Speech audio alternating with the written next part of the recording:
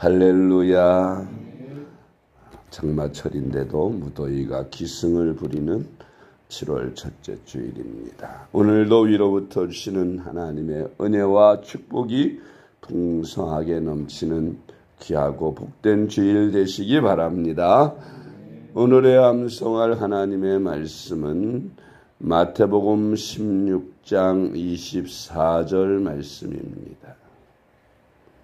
마태복음 16장 24절 말씀. 이에 예수께서 제자들에게 이르시되 누구든지 나를 따라오려거든 자기를 부인하고 자기 십자가를 지고 나를 따를 것이니라. 아멘. 할렐루야. 잘 되고 있습니다. 오늘은 신실한 주님의 제자가 되라는 제목으로 말씀을 묵상합니다.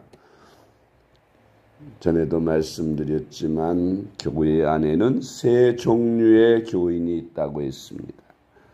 첫째는 구원의 확신 없이 가족이나 또 친지들에 이끌려서 교회에 다니는 그런 교인이 있고, 둘째는 구원의 확신도 있고 또 신앙생활을 열심히 하지만 온전히 하나님 앞에 헌신하지 않는 신자가 있습니다. 그리고 세 번째는 헌신된 제자가 있습니다. 우리가 만일 교인이라면 거듭난 신자가 되어야 하고, 또 신자라면 주님의 충성된 헌신하는 제자가 되어야 합니다. 우리가 제자가 되려면 어떻게 해야 하는지 오늘의 말씀을 묵상합니다. 첫째로, 제자는 자기를 쳐서 복종시킵니다. 제자라고 하는 것은 주님의 것이기에, 주님께 헌신된 사람이기에 자기 자아를 완전히 죽여 십자가에 못 박은 자입니다. 그래서 날마다 본능이 용서 숨칠 때마다 또 유혹할 때마다 자기를 쳐서 복종시키는 것이 제자입니다. 예수님을 믿어도 육신의 정욕, 안목의 정욕, 이 세상의 자랑을 쫓아서 세상 것들을 아직도 완전히 포기하지 못하고 세상 것을 좋아하며 세상 것을 따르는 그런 교인이나 신자들이 많이 있는데, 여기서 한 걸음 더 나아가서 온전히 헌신된 주님의 제자가 되면 자기 자신을 완전히 십자가에 옛사람을 못 박아 죽이기 때문에 이제는 오직 주님의 영광만을 위해서, 주님의 나라만을 위해서, 주님의 교회만을 위해서 헌신하고 충성하는 주님의 제자가 되는 것입니다. 사도 바울도 다른 사람을 전도하고 자신은 버림을 당할까 두려워한다고 했습니다. 다름질하기를 향방 없는 것 같이 아니한다고 했습니다.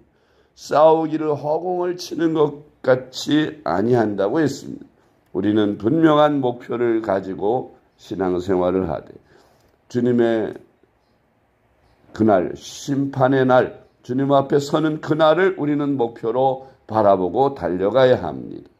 그래서 경주장의 선수처럼 그저 곁눈질하지 않고 오직 목표만을 향해서 전심으로 달려가서 그 목표를 완수하듯이 우리도 주님 만나는 그날 일생을 마치고 주님 앞에 서서 잘했다 칭찬받는 그 날을 목표로 삼고 매일같이 달려가야 하는 것입니다. 고린도전서 9장 26절로 28절 말씀. 그러므로 나는 다름질하기를 향방 없는 것 같이 아니하고 싸우기를 허공을 치는 것 같이 아니하며 내가 내 몸을 쳐 복종하게 함은 내가 남에게 전파한 후에 자신이 도리어 버림을 당할까 두려워함이로다. 아멘. 두 번째로, 제자는 최선을 다해서 주신 사명을 감당하려고 애씁니다. 주님의 제자들은 주님께로부터 다 사명을 맡았습니다. 주님은 너희는 가서 모든 민족을 제자로 삼아 아버지와 아들과 성령의 이름으로 세례를 베풀고 내가 너희에게 분부한 모든 것을 가르쳐 지키게 하라는 그런 명령을 받았습니다. 우리는 직업이 무슨 직업이든지 간에 꼭 교회에서 설교를 하고 목회를 하는 목사님이 아닐지라도 또 해외 나가서 복음을 전하는 선교사가 아닐지라도 우리가 각자의 주어진 자리에서 자기의 주어진 직업의 자리에서 최선을 다해서 하나님께서 나에게 주신 사명을 잘 감당해야 하는 것입니다. 정치인은 정치인으로서 해야 할 일이 있고 기업인은 기업인으로서 해야 할 일이 있고 연예인은 연예인으로서 해야 할 일이 있으며 스포츠인은 스포츠인으로서 해야 할 일이 있습니다. 각자에게 주어진 하나님의 재능에 따라 그 직업의 자리에서 하나님께 영광을 돌리며 주신 사명을 최선을 다해서 잘 감당해야 하는 것입니다. 골로새서 1장 28절 말씀, 우리가 그를 전파하여 각 사람을 권하고 모든 지혜로 각 사람을 가르침은 각 사람을 그리스도 안에서 완전한 자로 세우려 함이니 이를 위하여 나도 내 속에서 능력으로 역사하시는 이의 역사를 따라 힘을 다하여 수고하노라. 아멘. 세 번째는 제자란 또 다른 사람을 그리스도인으로 제자로 재생산하는 사람입니다. 예를 들어서 우리나라의 인구가 지금 급격히 줄어들고 있습니다. 앞으로 3, 40년 후에는 이 상태로 가면 인구의 절반이 준다고 얘기합니다. 왜 그렇게 되느냐? 두 사람이 한 사람을 낳지 못하면 두 사람이 두 사람을 낳아야 정상을 유지하는데 두 부부가 한 사람을 아이 하나만을 낳는다면 평균 그러면 앞으로 다음 세대가 되면 절반으로 주는 것이에요. 인구뿐만 아니라 우리 기독교인들도 마찬가지죠. 교세도 마찬가지로 지금 현재 그리스도인들이 한 사람이 세상을 살아가면서 한 사람을 전도하면 자기 평생에 한 사람을 전도하고 죽으면 현상을 유지하는 것이고 두 사람이 한 사람을 전도하면 절반이 주는 것입니다. 셋이 한 사람만 전도하면 3분의 1로 주는 것입니다. 그러나 그 반대로 한 사람이 두 사람을 전도하면 다음 세대에서는 지금의 2배로 교인이 늘어나는 것입니다. 그러니까 현재 우리 한국교회는 그 수가 줄어들고 있다고 하는 것은 한 사람이 한 사람을 전도하지 못한다는 뜻인 것입니다. 그래서 우리는 복음 전하는 일, 다른 사람을 전도해서 가르쳐서 온전히 서가지고 다른 사람을 또 전도하고 가르칠 수 있는 그런 제자로 만들어야 한다는 것입니다. 그걸 우리는 재생산이라 그렇게 말하지요. 디모데후서 2장 2절 말씀, 또 내가 많은 증인 앞에서 내게 들은 바를 충성된 사람들에게 부탁하라. 그들이 또 다른 사람들을 가르칠 수 있으리라. 아멘. 네 번째로 제자란 복음 전하는 일 외에 다른 것에 소망을 두지 않습니다. 아멘.